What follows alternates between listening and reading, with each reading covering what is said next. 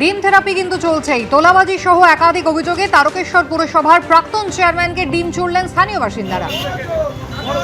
অভিযুক্ত স্বপন সামন্তকে এভাবেই গলায় জুতোর মালা পরিয়ে এলাকায় ঘোরানো হলো। কান ধরে ওঠবোস করানো হলো। প্রাক্তন চেয়ারম্যানকে লক্ষ্য করে চোর স্লোগান দিলেন এলাকাবাসী।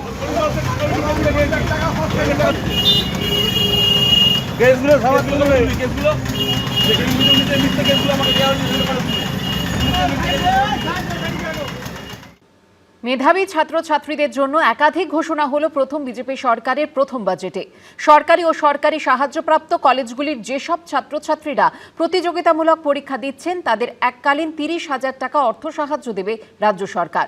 এছাড়াও মেধাবী ছাত্রছাত্রীদের জন্য একাধিক ঘোষণা হয়েছে এদিনের বাজেটে।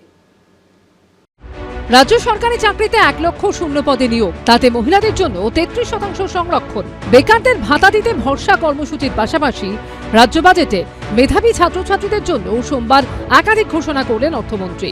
আগামী দিনে শিক্ষার পাঠ শেষ করে যারা কর্মসংস্থানের লক্ষ্যে ঝাঁপাতে চলেছেন, অর্থাৎ যারা বিভিন্ন প্রতিযোগিতামূলক পরীক্ষা দিচ্ছেন, তাদের জন্য এই দিন এককালীন অর্থ সাহায্যের ঘোষণা করেছেন স্বপন দাশগুপ্ত। সরকারি ও সরকারি পোষিত কলেজে ছাত্রছাত্রী যারা প্রতিযোগিতামূলক পরীক্ষার প্রস্তুতি নিচ্ছে তাদের এককালীন 30,000 টাকার আর্থিক সাহায্য দেওয়া হবে। এছাড়াও মেধাবী পড়ুয়াদের জন্য আরও একটি বিশেষ ঘোষণা করা হয়েছে বাজেটে।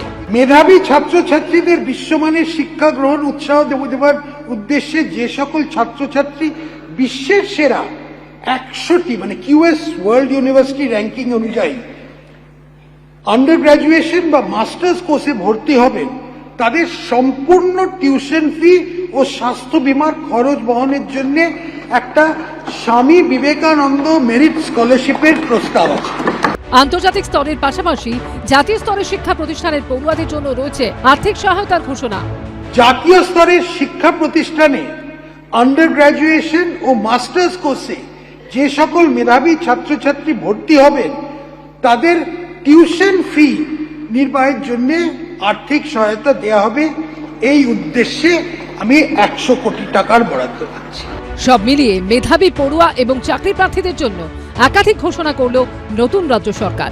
আশাবুল হোসেন, উজ্জ্বল মুখোপাধ্যায় ও অরিত্র ভট্টাচার্য রিপোর্ট, এবিপি আনন্দ।